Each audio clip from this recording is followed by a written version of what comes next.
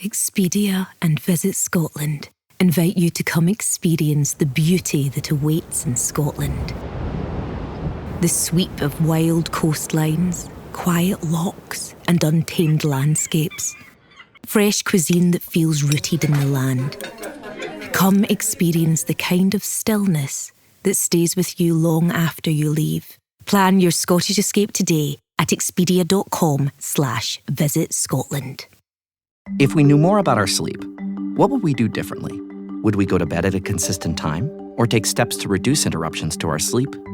With Sleep Score, Apple Watch measures your bedtime consistency, interruptions, and sleep duration. Then, every morning it combines these factors into an easy-to-understand score from 1 to 100. So you'll know how to take the quality of your sleep from okay to very high. Know your sleep score with Apple Watch. iPhone 11 or later required.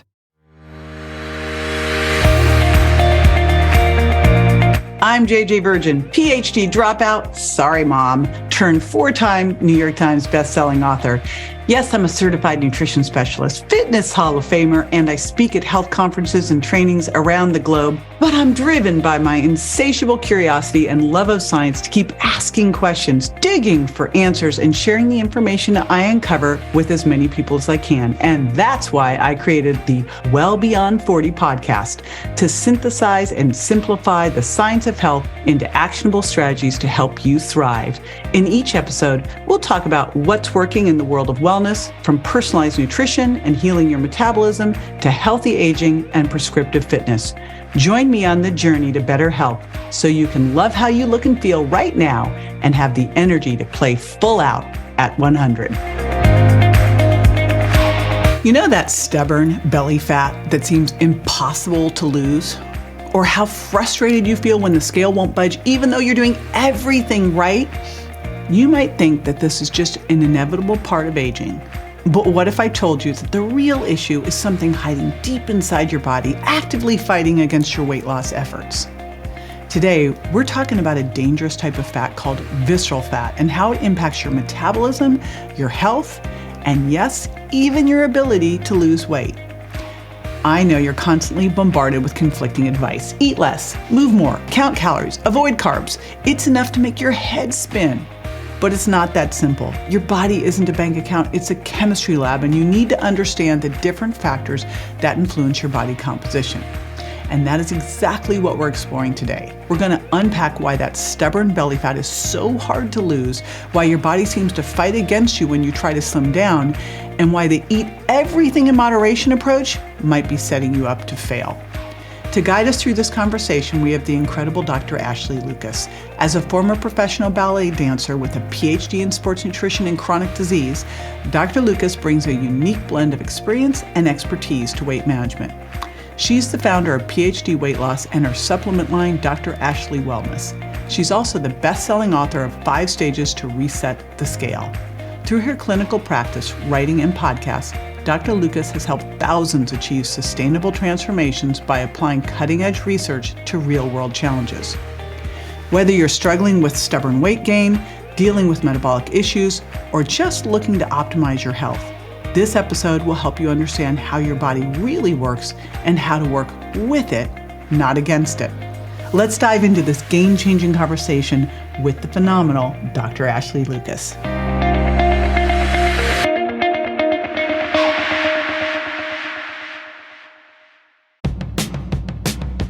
Do you hear that? Sounds like breakfast is ready. Because Quaker's coming in hot with morning nutrition. 100% whole grain oats and a good source of fiber to fuel the rhythm of your morning and kickstart your day. And that sounds absolutely delicious. Fuel to start whatever's next. Quaker, official sponsor of FIFA World Cup 26.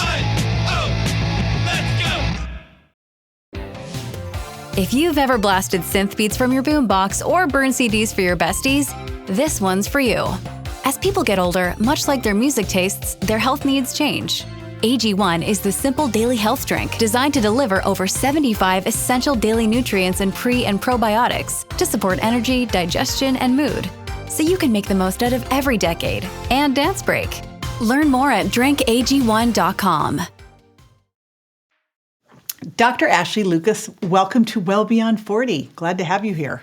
My pleasure. Thanks for having me. Well, I'm always keen on talking all things weight loss, and you have an interesting perspective and background because you came to this, and I want to hear this kind of through being a professional ballet dancer. And when I think of people who have like crazy, weird eating stuff and body dysmorphia, I think it's ballet dancers are like the top ones, right? So, so tell us your story. Mm-hmm. So I was put in ballet when I was about 3 years old. I was a little girl, and I just loved it. I was passionate about it, but my body didn't conform easily, and I wasn't like one of those naturally lean, physically gifted girls. Back then, they put all of the talented kids in the front row and those not so talented in the back row. And my home for probably a decade was the back row left corner. People told me that I wasn't good enough, that I should just quit. My body kept getting injured, but I just kept pushing. I had a really strict teacher when I was probably 12 years old. And she told me that I was fat. I would count calories, being that little, restricting my calories. I remember it was my goal to eat as little fat as possible. And I would count maybe 3 to 5 grams of fat a day during the teenage years, which is really when you need to have that type of fat and healthy energy and adequate protein. Ballet dancers are equivalent to Olympic level athletes when it comes to body needs and calorie needs. And here I was restricting like crazy. I went to a boarding school for ballet, and there I still was behind, again, told that I was fat. I had injuries. I always had at least one stress fracture. And then I had a fairly successful career just because I was passionate about it. And whenever anyone says something's not possible, I have to show them that it actually is. And so with that dedication, I danced with companies across the nation. I was chosen to perform in New York City, which is, every dancer's dream. And I landed there and thought that I'd be in these once-in-a-lifetime performances. But instead of finding myself in the spotlight, I landed in the ER. I had no idea what was going on with my health. I thought that I was having a heart attack. And after a whole bunch of tests, the physician said that I was just underfed and overexercised, and I had to stop. It was a huge deal for me. It was 20 plus years of struggle and sacrifice, giving up. It was my whole identity. I gave up my adolescence. It's all I did. And it was kind of like the equivalent of Michael Phelps being at the Olympics and getting ready to go for his swim, and instead of jumping in the pool, being carted off to the ER. I didn't know what I was going to do with my life. I was fearful for my health future, and those were a difficult few years for me. But what I learned and understood is that nutrition, or lack thereof, played a significant role in my performance, and I wanted to help others overcome and ideally prevent the challenges that I had. And so I went on and pursued my PhD in sports nutrition and chronic disease, and after that became a registered dietitian because I thought that is what was required to help people control their weight and find freedom from food. Wow. And I like that you said control their weight. Like that whole concept of weight control is just a really challenging one because it's as if we do have some control over it. It's all up to us and all our fault. And I think you say something interesting that, you've got a lot of interesting things in the book that I love because I've said forever, and I've kind of backtracked on it. I always have said that your body's not a bank account, it's a chemistry lab. And now I think it's a bank account and a chemistry lab and a history book. But I would love to start with that because you do challenge this whole idea that needs challenging, that weight loss is not just calories in, calories out. Mm-hmm. Yeah, so here is how I explain it from the metabolic biochemistry side of things. So I've found that what happens in our lives is we come up upon a trigger and it changes the way that we metabolize our food. So we can continue to eat the same way we did of the past, but now it has a different outcome of weight gain. And we think, what the heck is going on? I'm eating the same way that I did before, and now I'm packing on the pounds specifically around the belly is usually what happens. And the triggers that I find are common. They're different for each person, but common ones are for women, usually it's pregnancy or menopause or some kind of hormonal change. For men, usually it's a stress response or emotional trigger. And again, we start to accumulate this fat in the belly. And this fat in the belly is different than the fat throughout the rest of the body. It's thick, it fills up the organs, it wraps around them. If you have fat in your belly and we were to take a slice of your liver, it would look like a Kobe beefsteak. It would have that marbling in there. And after a bit of time, this fat mass that's in the belly, this visceral fat is what we call it, grows its own blood vessels. It gets its own oxygen supply and it starts to secrete its own hormones. And these hormones are there to help to encourage one thing, and that one thing is to help encourage that fat mass to get fatter as fast as possible. It secretes interleukin-6, which is a major inflammatory hormone that's linked to a whole host of negative health consequences. I think oftentimes when we view this excess fat weight, we think that it's the fat and the force pushing through the joints, and that's not ideal either. For every pound of fat weight that we carry, it's about 8 pounds of force pushing through the ankle for every single pound. For every pound we carry, it's about 5 to 6 pounds of force pushing through the knee. And for every pound we carry in the belly, it's about 5 pounds of force pulling off the spine or pushing on it when we're laying down, which is why we have higher risk of, high blood pressure and sleep apnea. But really, it's the hormones being secreted by this fat mass that cause the damage. So now we have elevated interleukin-6, lots of inflammation in the body. In men, it secretes aromatase, which is taking your testosterone and converting it into estrogen. So we often find when men carry a lot of belly fat, they've got low T levels. And it messes with ghrelin and leptin, which is your hunger and full hormones. So you're hungrier, you're not satiated. It slows your metabolism and it makes you lazy because the last thing this fat mass wants you to do is get up off the couch and go burn calories.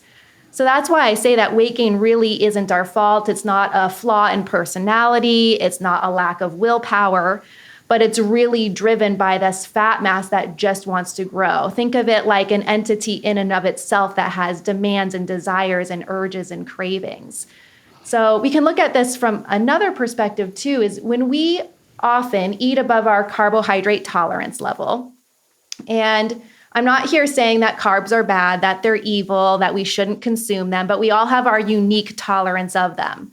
When we chronically eat above that, it kind of, in simple terms, we could look at it as like we're poisoning the body. The body just can't handle that level.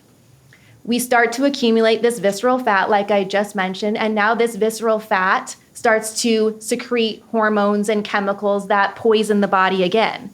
So it's like this vicious cycle where we're poisoning the body and then we create this tumor-like thing in there.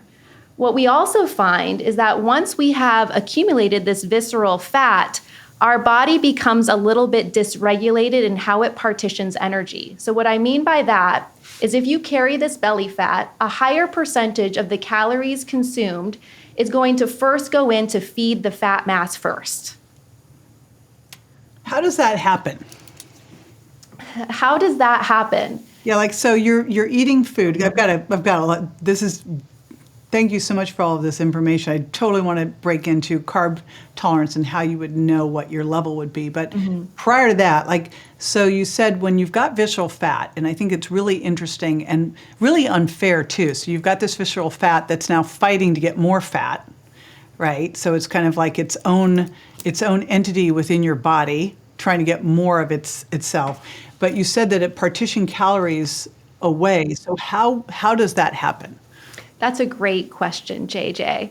One of the aspects has to do with insulin resistance, right? Having less ability for those muscle cells to be able to take in the glucose as they should. That's going to partition more of that glucose going into the liver. The liver fills up with sugar. It can only handle so much sugar at a given time, and it flips those sugar molecules over into fat. Then we've got fatty liver buildup, and then the fat has to go somewhere out of the liver, and we've got the liver shunting out fat as triglycerides, and we've got elevated triglyceride levels. It also influences hormone-sensitive lipase, which is a hormone that goes on to the fat cells, specifically in the belly. I look at it like a vacuum sucker, and it's just there, ready to suck up any fatty acid that's in the bloodstream and harbor and store it as fat. So what's really interesting is you could take one individual who doesn't have this belly fat, another individual who does, they eat the same amount, and the person who has the belly fat, more of those calories is going to go in to store even more fat.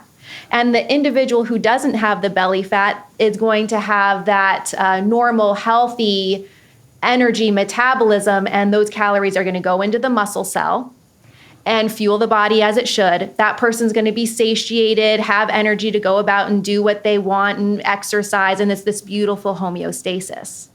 But when we're carrying this belly fat, the majority of the energy goes in to feed the fat. Those muscle cells are left more empty. Therefore, physiologically, the body's hungry and it's seeking food. And so now we find ourselves standing in the pantry or with the fridge doors open, being like, I just ate. Why am I here hungry again? I mustn't have willpower. I'm a failure. I can't do this. Leaner people are stronger than me and have more discipline. Totally not the case at all. I love that explanation. That was fantastic. And how would someone, because I know we're going to get into how to burn off this visceral adipose tissue. And I know that people think of this as belly fat, but I think that we need to distinguish between the two, because I still think of belly fat as the old Kellogg's can you pinch an inch, and visceral adipose tissue is the very specific stuff you cannot pinch. I remember having a client who, she literally looked like a potato on stilts. And she had a big waist circumference. Like if you'd done her waist to height, she probably was like, she was maybe 5'2", 5'4" with a 38-inch waist. So, bigger 1-to-1 waist to hip. But you couldn't pinch anything because it was so distended. So I want to get into how we lose that visceral adipose tissue, because as long as you have that, it's going to make weight loss overall impossible. But how would someone know their carb tolerance level? So what we do in our practice is we take everyone to a baseline level.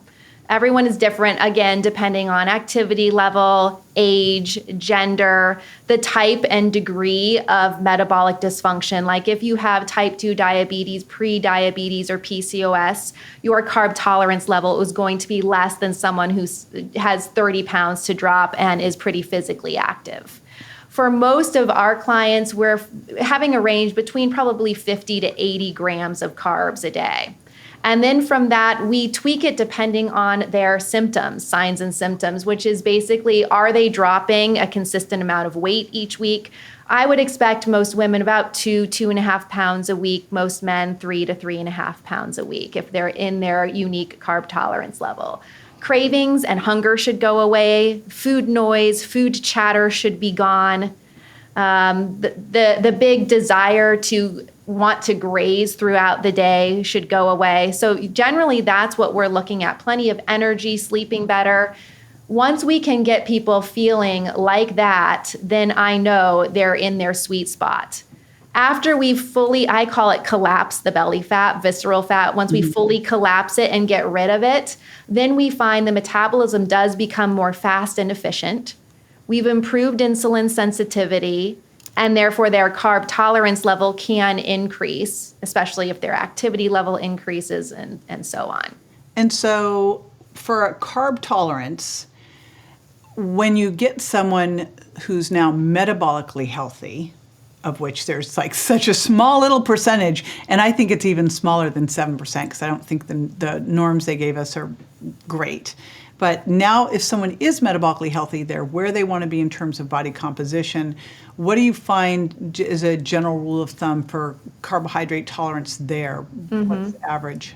Again, depends on all those factors we just talked about, but I would say still ranges between 50 to, I'd say no more than 120 a day. And that 120 is probably for someone who's pretty darn active, lifts weights, walks every day, has a good amount of muscle mass, and hasn't come from a background of being pre-diabetic, type 2 diabetic, PCOS. Of which now 50% of the population is, which is just wild. So you talk about collapsing, and I love this terminology, collapsing the visceral adipose tissue. So someone comes in metabolically unhealthy. How are you assessing their visceral adipose tissue? So we have brick and mortar locations, and we have a nationwide over the phone presence program. So for our brick and mortar locations, people come in and they get on our body composition scale. It's a medical grade. It's within about 5% of a DEXA scan. And that tells us body fat percentage, muscle mass, metabolic age, and visceral fat. And then we know for their age, their unique body composition, not looking at BMI because we know that's a bogus number and not a good indicator. We can determine where their optimal weight is, and at that weight, they will have fully collapsed that belly fat. If they aren't a local client and we're serving them nationwide, which the majority of our clients are, they send us their before pictures, and we can actually determine a lot from that, seeing how much muscle they have. We listen to their story, we use our eyeballs, and we've done now probably 30,000 of these assessments on the scale. And we can get within about 5 pounds of where they need to be to totally let go of this visceral fat. That's impressive. Okay, so they start doing that, and this is where I really love at home too. If someone's got a bioimpedance scale, they should get one, and they do tape measure once a week. And now they have that great Bluetooth tape measure, so you can just get it all tracking on your phone. It's such a great way to see it. So, someone who's coming in now and they want to lose this visceral adipose tissue, and I'm so glad you're focusing on that because I feel like the focus still is overall body fat. And it's the visceral that's the big problem. What's the process to help them lose that body fat? And is losing visceral adipose tissue different than losing overall body fat or weight? Yeah, that's a great question. So I have found that we drop weight in the opposite direction that we put it on.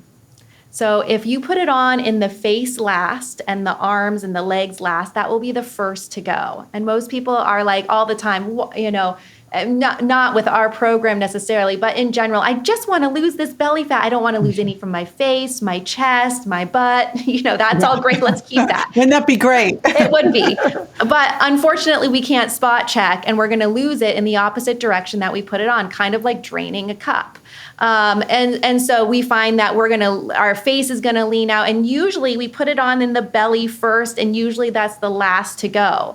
Where people get into trouble is they say, oh gosh, I look and feel good enough, I'm down 20 pounds, but really they have 20 pounds more of this visceral fat mass that they need to collapse. Another thing that I didn't mention, JJ, is that if you don't fully collapse this belly fat, then you're at extremely high risk of it all coming back again.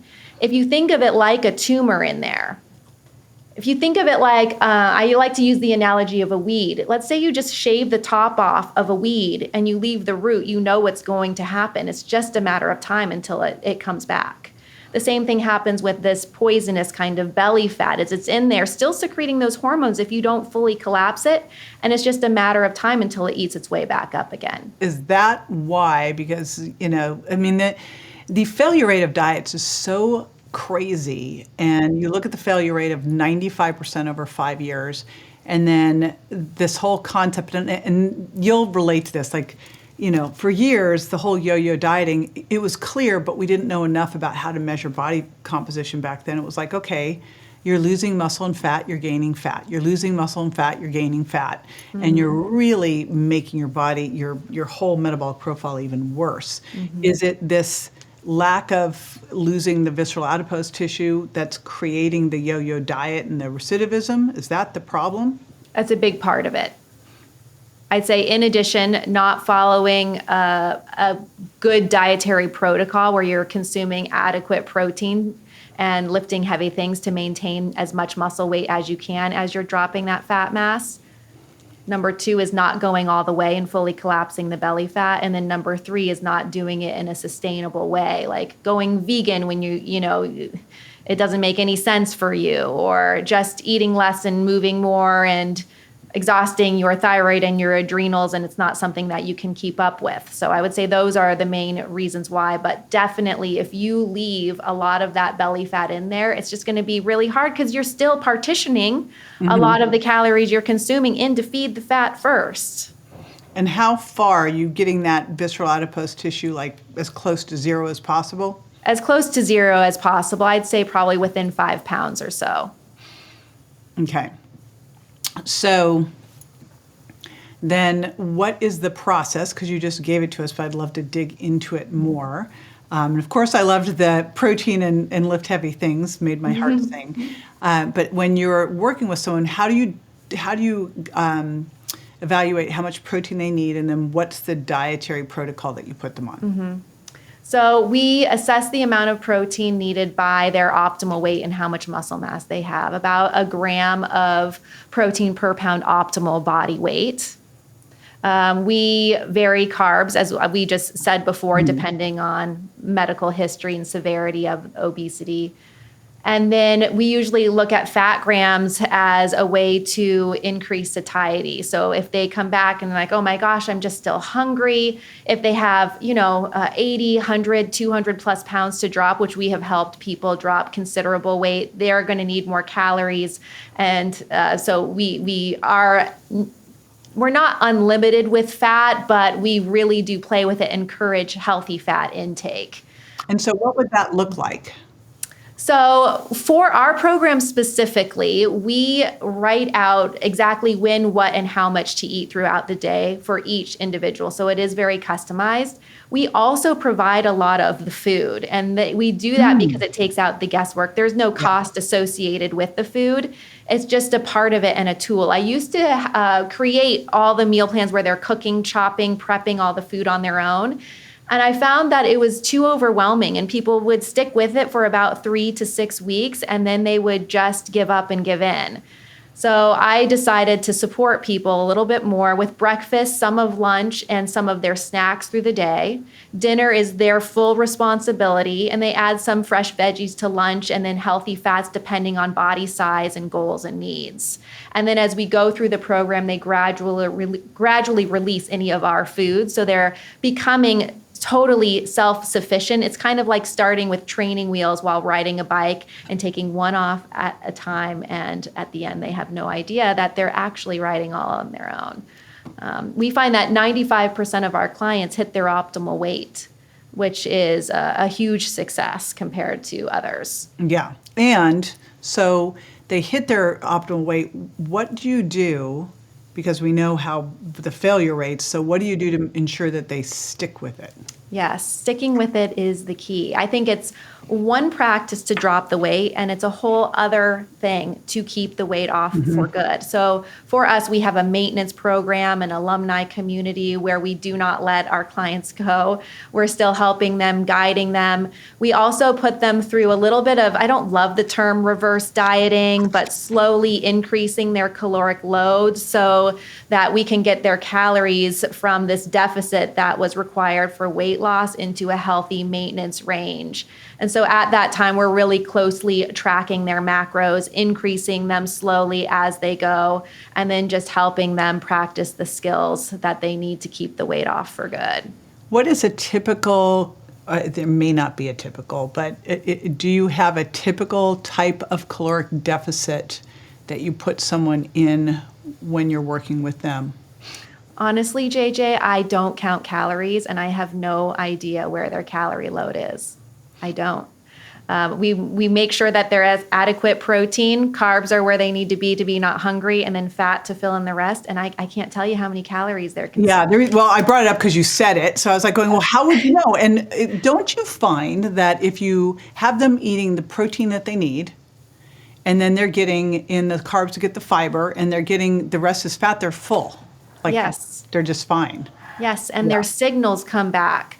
Before they start, they can't trust their body. They can't trust the signals. They're all out of whack. They don't know if they're hungry, if it's a craving, if they're full. And once we get those macros dialed in, and like you said, eating adequate protein, oh my gosh, their satiety signals come back online. And it takes a little bit of time to be able to trust the body when it's been telling you something that's not true for many years. For some of our clients, their entire lives. Well, so do you have issues where they're on that and they're not losing? And if so, what are some of the things that you've seen come up? Like, what are the challenges that are causing it? Yeah, we tackle that in our meal plan review, and I have a whole list of things that we check off as we go. So I would say, I always say, do not taste, sip, or digest anything but what's on your meal plan. Because oftentimes these little things creep back in. Maybe it's, they let go of alcohol at the beginning and they're adding it back in, or they're saying, oh my gosh, I'm eating exactly what's on the plan, but then they're making lunch for their kids and little bits keep coming in. For us on weight loss, we let go of nuts and cheese, not because they're bad, but because they're trigger foods. Yeah. And we have to recognize, for me, I could eat an entire bag of salted macadamia nuts, which is enough energy for me, for a day, and then go eat dinner because it's not super filling.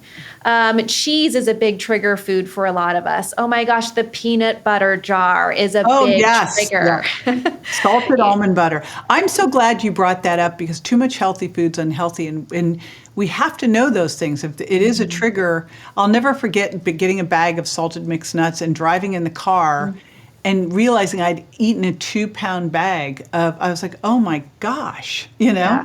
So it's such a great point.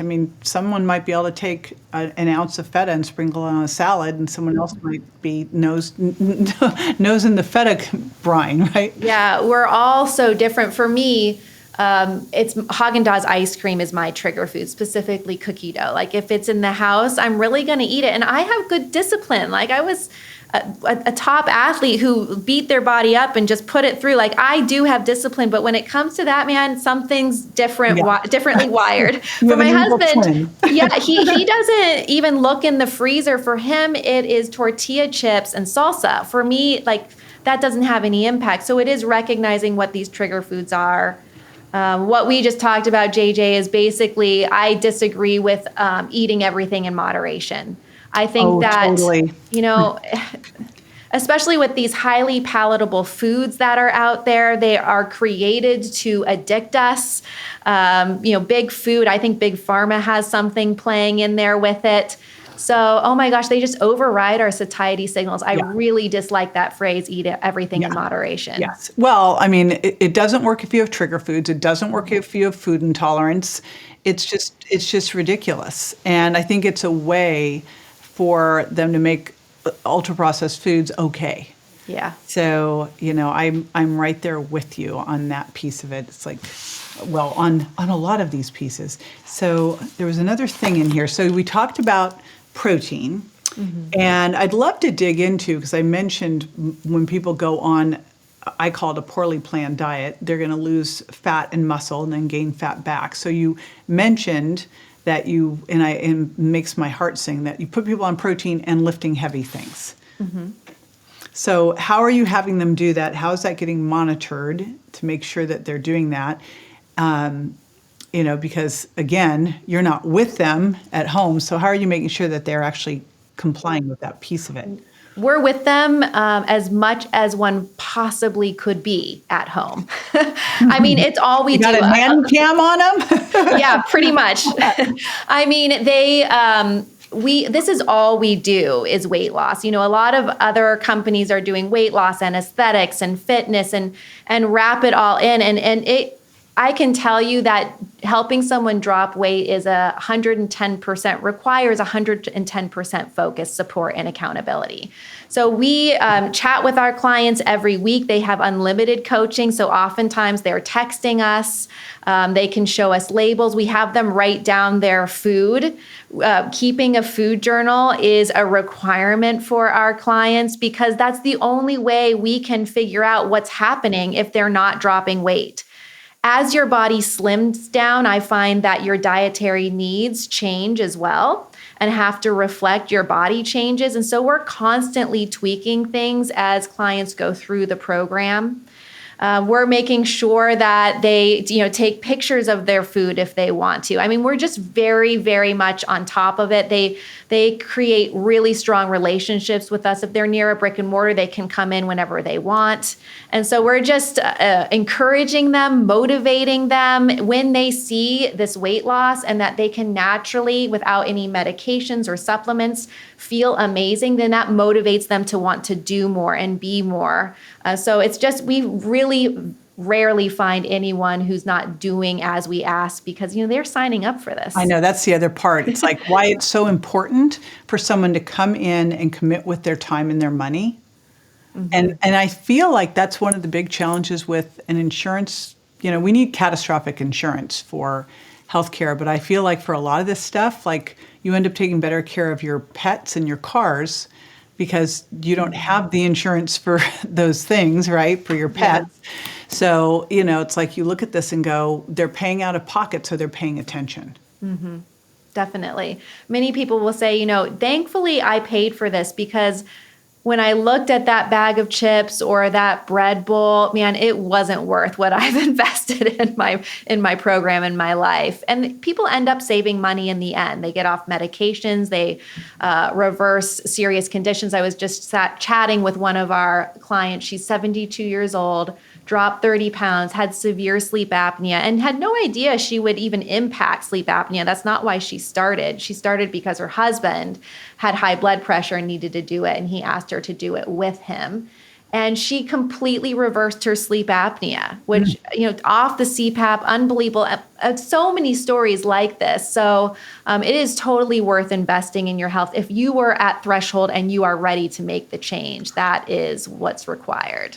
So someone says, yes, they invest, they start on the diet. Now, I still want to go to what is that? You said lift heavy things. So what is the exercise recommendation that you are giving them? Well, so for us, I think exercise is really important. It's a huge aspect to wellness, maintaining muscle mass. I don't find in and of itself is a big weight loss tool. Right. So for us, we have our clients either maintain where they are right now or at least do a 30-minute brisk walk every day of the week. After they reduce some of that excess fat weight, less force, less inflammation going through the body, then they naturally have more energy. And at that point, we have an ideal schedule of what they should incorporate into their routine slowly and surely as they're feeling good. So usually it's around week 6 where most of our clients are feeling ready to incorporate more. So we always encourage some kind of resistance training, lifting. That's why I said lifting something heavy. It doesn't have to be going to the gym, but some kind of overload on the muscles and nothing extreme either. Just like something where we're doing a full body exercise and lifting something that is going to cause some kind of muscle soreness, but not injury. And then I'm always a fan of course, maintaining that 30-minute brisk walk a day, and then adding, if they feel up to it, some kind of high-intensity interval training a few times a week. That's really where we focus. So someone has lost the weight. What are the key habits? Because again, we have dismal statistics on maintaining weight loss. So what's the advice for someone to keep it off? What are those key things? Because I remember looking at a study that said very specifically, and it is that what got you here won't get you there, that the habits you need for maintaining weight loss are different than the habits that you needed to lose the weight, which I don't think we talk about enough. I'm glad you brought it up. So what would those key things that someone needs to do to make sure that all their hard work stays that way? Yeah. So one thing we haven't really touched on is that the mindset piece. And I think that 80% of any change, and weight loss is included here, comes from the mind. The mental, emotional, the habits, behaviors, and a lot of programs. And a lot of times when we go through dropping weight, we think it's just this calorie piece, right? Eat less, move more, calories in, calories out, help me find the success here. We're, with these new drugs, that's really the focus, is really eating less, right? Taking less calories in. But 80% of it comes from the mind. And I think for a lot of people, it's weight loss is an addiction recovery process. So if this is my theory here, is that if you just drop the weight, looking at the science and just looking at the food, your weight's going to drop, but you have now still all of these stories that aren't serving you, right? It's a process of letting go the fat weight that's not serving you and all the emotions that are tied to it. There are, with each level of fat weight, there are emotions tied to it. I think that it's like the rings of a tree, as we are losing weight mentally and emotionally, I found my clients kind of hit these set points that are correlated with something that happened in their lives or some kind of story. And they're having to work through that piece. It could be trauma, past experiences, stories that they've created that really aren't true, maybe a fixed mindset around a certain weight, and we hit these plateaus and they have to bust through that ring and then move to the next. And then they hit that, and usually it's not a metabolic plateau, it's a mental plateau that they have to bust through. So what we're doing every week is we're working through these sabotagers and these triggers and these thoughts and these experiences and why we eat the way that we do. Because when the mindset can follow the weight, then we're going to be able to keep it off. But if we haven't done the mental and emotional lifestyle work, then that weight will drop, but it's just a matter of time for it to meet back up with the mind and the state of our psychology. So I think a big reason why our clients are successful and others maybe is because they've done the deep work, they've changed the story, they've created a new identity, they have a very strong why that's bigger than themselves, and they keep in alignment with that. They keep integrity with themselves, and they really have to change their story to be able to find success and keep it off. So bigger than exercise or eating the right things, I really believe is having the right story and the right mindset. Well, the reality is the strategies are everywhere. So clearly there's more to it than just deploying the strategies. Mm-hmm. So what about the 45, 50-year-old, right in the throes of perimenopause? Is there anything different that you would address with them? No, because our program is actually crafted to support the metabolic needs of that individual. So it's actually perfect for those individuals. I mean, our average age client is 55 years old. So they are, they're more in that menopausal state. But I find with perimenopause, it's very similar. Maybe we have, again, it depends on the individual with amount of carbohydrates, if they've got adrenal fatigue, hypothyroid, but really our dietary protocol is there to support those individuals already. Yeah, I mean, when you think about it, insulin resistant with high inflammation, yeah. It's like you're doing the exact things to help. What about someone, early on I worked with a really amazing doctor helping her do training programs, and she would talk about belly fat. And when I think of that, I'm talking visceral fat in terms of either being insulin resistant or having elevated cortisol. What do you find here with the stress side of things? Well, when we were talking about what are the reasons why people might not be dropping weight, stress is so big, and that didn't come up. But I will often see clients, they're saying, I'm working so hard, I'm doing all the right things. And sometimes them just stressing about the scale not moving creates stress and cortisol. And we know that if we think our stress is negative, then we do secrete cortisol, which is going to increase hormone-sensitive lipase and bring more fat into store in the belly. So definitely a negative perception towards stress can negatively impact our weight loss. And the minute I say, you got to give yourself a hug and you can't beat yourself up, you've got to let this go, then I promise you the next week they're going to drop massive weight, 4 or 5 pounds. And it's just from stress or their perception of stress. There's a study out there which is interesting on stress, looking at our perception of it. And if we think of the stressful situation instead of as a challenge, as something that we can rise up above and learn resilience, we actually don't secrete cortisol. We secrete DHEA, which allows us to increase our mental focus and acuity and lets us rise above. So stress doesn't necessarily have to be negative, but in our society, we do have a negative connotation around it. So much of that is languaging. It reminded me when you said that, I had a mentor at 30 and you were not allowed to bring her a problem. Oh, I like that. She only called them challenges with opportunities, right? Mm-hmm. So no problems. And she really taught me all the languaging things because so much of this is just your perception. So much of stress is perception. Yeah. So I love the way that you really have framed this as, the chemistry lab of your body and how that can lead to weight gain that can compound itself and what you need to do in order to reverse that and collapse it. I love that term. So thank you for that. You've got, for everybody listening, your ebook on the 5 steps to reset the scale.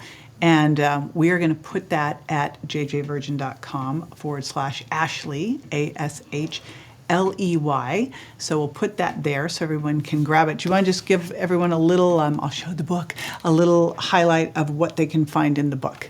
Yeah. Well, I mean, the things we talked about today on making sure that you understand your optimal weight, fully collapsing that belly fat, that visceral fat, making sure you're eating the right food, those macros we talked about, making sure about mindset, that you understand 80% of it's coming from the mind, and what do we do and how do we tackle that? Looking at it from an addiction recovery standpoint, and then also maintenance and the keys to maintenance, and how, we talked about, how do we actually maintain this weight once we drop it? So those are the 5 steps, and that's what I talk about in the book. Great. And I love the fact that you really put that maintenance piece in there, because that's, when I look at all of this, to me, if you aren't going to put that piece in, don't do it. Don't even start, because you'll just become that statistic and you actually make your metabolism worse. You just do more damage. So I'm glad that you focused on that, and it's an actual step, because usually for most people it's actually an afterthought, which isn't helpful. Cool. So that will be at jjvirgin.com/Ashley, and I look forward to meet you in person. Oh yeah, me too. Thanks, JJ.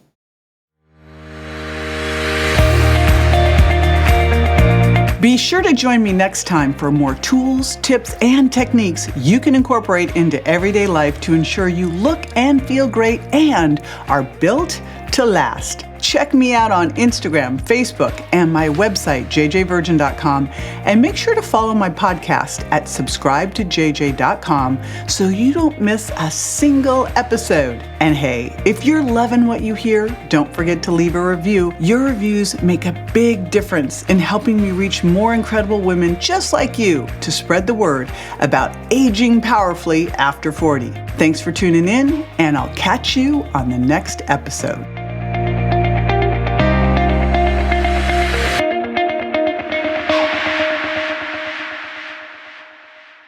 Hey, JJ here, and just a reminder that the Well Beyond 40 podcast offers health, wellness, fitness, and nutritional information that's designed for educational and entertainment purposes only. You should not rely on this information as a substitute for, nor does it replace professional medical advice, diagnosis, or treatment. If you have any concerns or questions about your health, you should always consult with a physician or other healthcare professional. Make sure that you do not disregard, avoid, or delay obtaining medical or health-related advice from your healthcare professional because of something you may have heard on the show or read in our show notes. The use of any information provided on the show is solely at your own risk.